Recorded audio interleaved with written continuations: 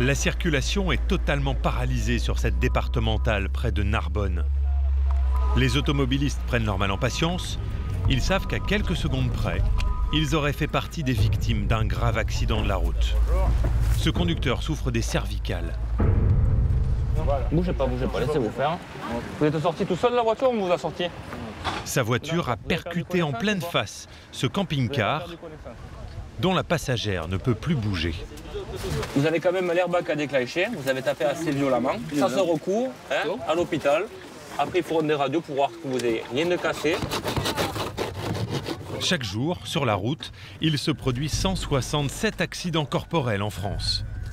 Rien que l'intervention des pompiers coûte au moins 1 000 € aux contribuables. Allez, on allonge la dame. Allez, super. Attention pour lever, levez. Ça va toujours, madame? Super. Allez. Ensuite, les assurances prendront le relais. Elles devront payer les frais de santé des blessés et les conséquences d'éventuels handicaps. Et ce sont vos cotisations qui financeront tout cela. Les accidents graves de la circulation, ce sont seulement 2% des sinistres, mais 40% des indemnisations. Ils coûtent 6 milliards d'euros par an, autant que le budget du ministère de la Justice. Un enjeu financier colossal pour les assureurs et surtout, bien sûr, pour les victimes qui voient leur vie basculer du jour au lendemain. Cela pourrait aussi vous arriver. Mais savez-vous combien votre assureur vous rembourserait? Et sommes-nous tous logés à la même enseigne? Nous avons découvert des indemnisations qui varient du simple au triple pour un même drame. Révélation sur les méthodes de calcul très secrètes des assureurs.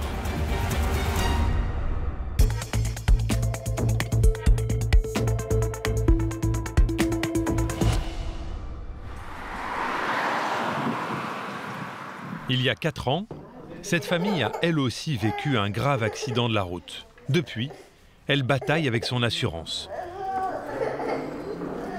D'accord, tu veux jouer, c'est ça? Après, oui. Si t'as bien fait tes toi.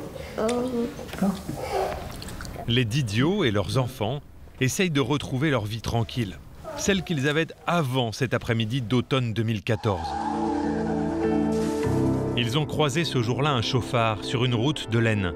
Excès de vitesse, drogue, 0,8 g d'alcool dans le sang.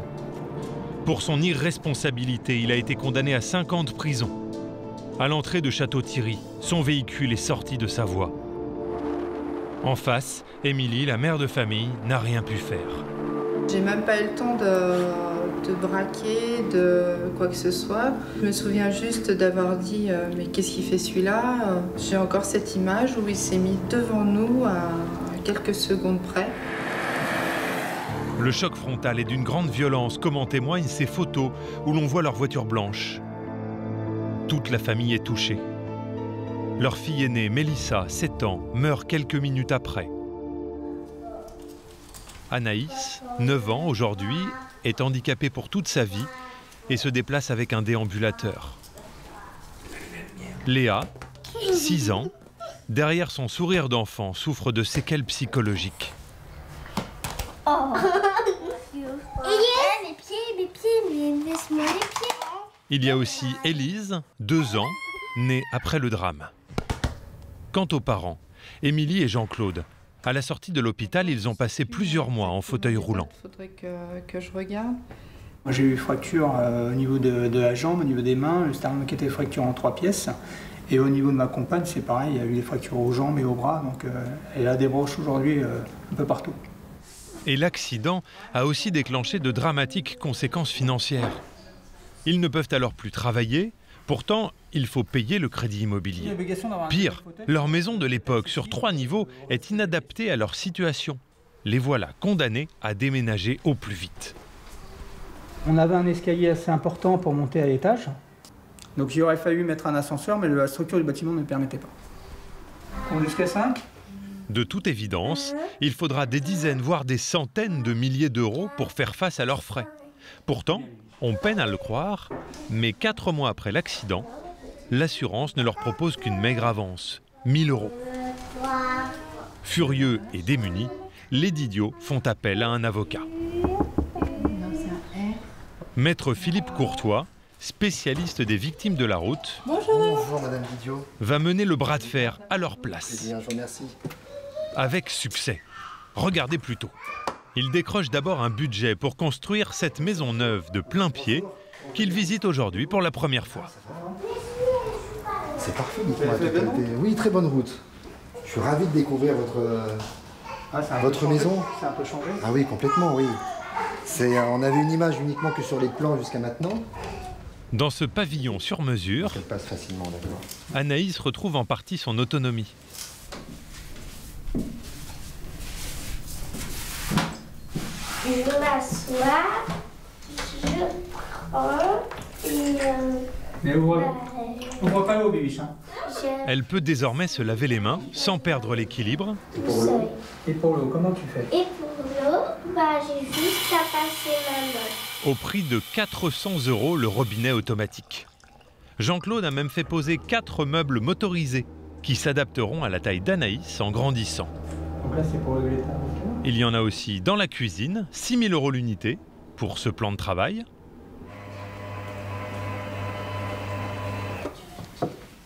Et autant pour atteindre la réserve de chocolat.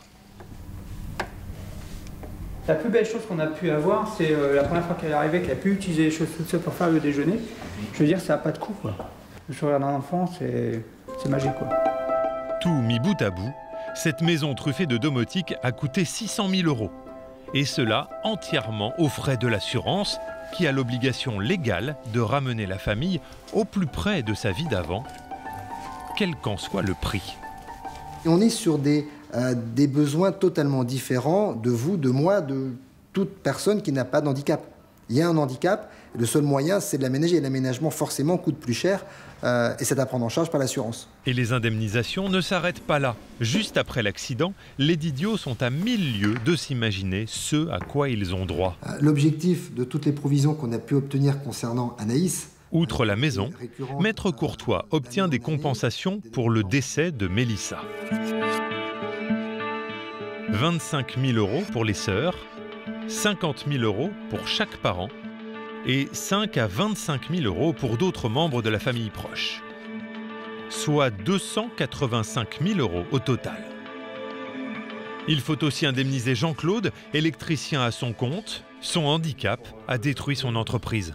pour monsieur, c'est différent puisqu'on a, on a la société qu'il avait avant, on a ses revenus avant, on a les avis d'imposition. Du jour au lendemain, après l'accident, on est à zéro. Maître Courtois négocie 103 000 € pour compenser les pertes de revenus depuis l'accident et 50 000 € pour Émilie. C'est la loi, ils ont droit à tout cela. Pour réparer la faute d'un chauffard, la note est montée très vite. Au total, aujourd'hui, 4 ans après les faits, l'assurance a dû débourser à la famille plus d'1 038 500 €. Je vous sens gêné en fait par rapport à tous ces chiffres. Oui, parce que... Qu'est-ce qui vous gêne en fait le problème d'un accident, c'est que je trouve que les chiffres, c'est indécent. C'est vrai, au regard de tout le monde, de tous ceux qui gagnent pas beaucoup, etc., ce sont des chiffres très énormes. La seule chose, c'est qu'il faut voir que sur ces chiffres énormes, quasiment tout est pris pour adapter à redevenir, à avoir une vie normale. Et ce n'est pas fini. À l'âge adulte, il faudra évaluer l'impact du handicap d'Anaïs sur sa vie personnelle et professionnelle. Alors, quelles sont les méthodes des assureurs pour calculer les indemnisations à l'échelle d'une vie? Sur quels critères décident-ils d'être généreux ou pas? À dire vrai, les assurances n'ont pas très envie de nous dévoiler leurs petits secrets. Seul AXA a accepté de nous ouvrir les portes de ce discret service. Avec ses collègues, Frédéric Mock-Nikoloff manipule des millions d'euros. Elle indemnise des victimes depuis 20 ans. Ce matin, l'inspectrice a reçu le dossier médical d'une femme devenue hémiplégique après un carambolage. Une liste de préjudices s'affiche sur son écran. Elle va sélectionner ceux auxquels sa cliente a droit. Les pertes de gains professionnels, car elle ne peut plus travailler. Le préjudice d'agrément, puisqu'elle ne peut plus faire de sport. Ou encore les souffrances endurées. Les souffrances endurées mesurent la douleur. Et c'est vous qui le mesurez, ça? Pas du tout, c'est le médecin. Il va le chiffrer sur une échelle qui va de 0,5 à 7. Elles mettent un prix pour chaque case. Souffrances endurées, 28 000 €. Préjudice esthétique, 16 000 €.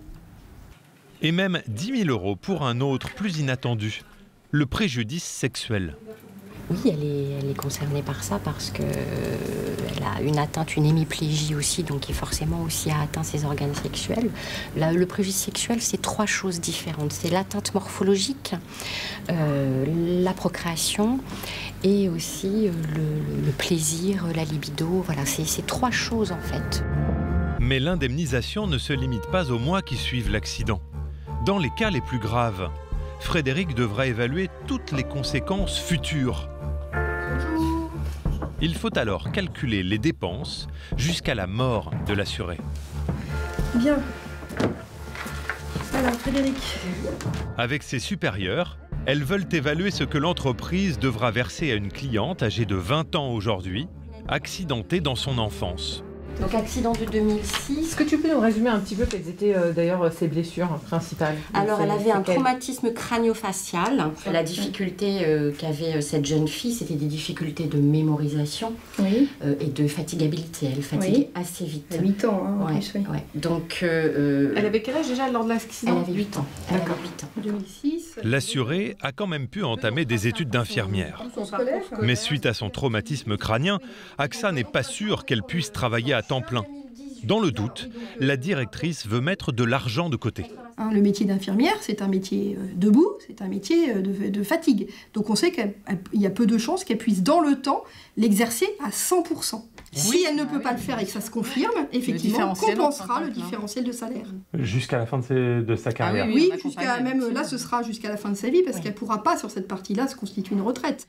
Si leurs calculs sont bons, à la fin de sa vie, cette victime leur aura coûté 1 266 662 €. Finaliser l'indemnisation, mais je pense que nous la reverrons dans quelques années. Oui, je pense. Mais vous allez voir que si les assurances semblent généreuses, ça n'a pas toujours été le cas. Depuis 10 ans, un document fait trembler la profession. En effet, quand une victime n'est pas d'accord avec la proposition de son assurance, elle peut saisir la justice. Et l'indemnisation est souvent plus importante.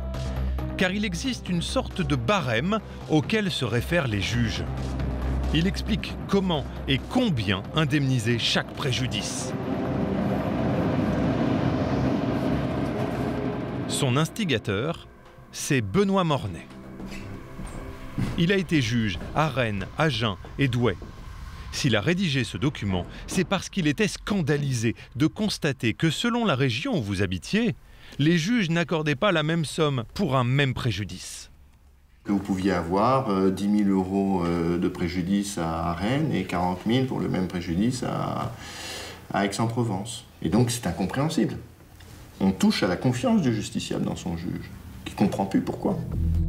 Conséquence, si leurs clients les traînaient en justice, les assurances savaient qu'elles risquaient moins au tribunal de Rennes qu'à celui d'Aix-en-Provence. Alors, parfois, elles indemnisaient moins bien les Bretons. Avec le document du juge Mornay, le prix en justice a été revu à la hausse. Il est le même partout. Exemple, pour une souffrance endurée assez importante, une victime obtiendrait 20 à 35 000 € au tribunal. Les assureurs l'ont bien en tête. Regardez dans les ordinateurs d'AXA. Le tarif maximum en justice, 35 000 €, apparaît en effet sur l'écran de l'inspectrice.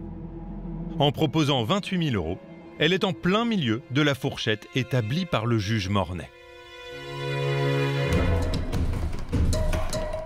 Et voilà pourquoi les coûts d'indemnisation se sont envolés en 10 ans, alors même que les accidents font de moins en moins de morts et de blessés. Et logiquement, aujourd'hui, nous devrions tous être indemnisés de la même manière, ce que confirme le juge Mornay. Donc d'une certaine manière, votre référentiel, il a poussé aussi à plus d'égalité entre les clients des assurances. Je pense que oui, le référentiel, il facilite un peu l'harmonisation de l'indemnisation à un niveau national. Y compris au niveau de l'assurance. Y compris dans les transactions. Quand ça ne va pas en justice. Voilà. En principe, il ne devrait donc pas y avoir de différence entre les assurances. Mais est-ce vraiment le cas? Nous avons demandé à plusieurs compagnies de chiffrer une indemnisation pour un accident fictif. La plupart a refusé. Nous avons donc contacté discrètement des inspecteurs de ces services si secrets. Oui, allô? Le résultat de leurs analyses a de quoi étonner.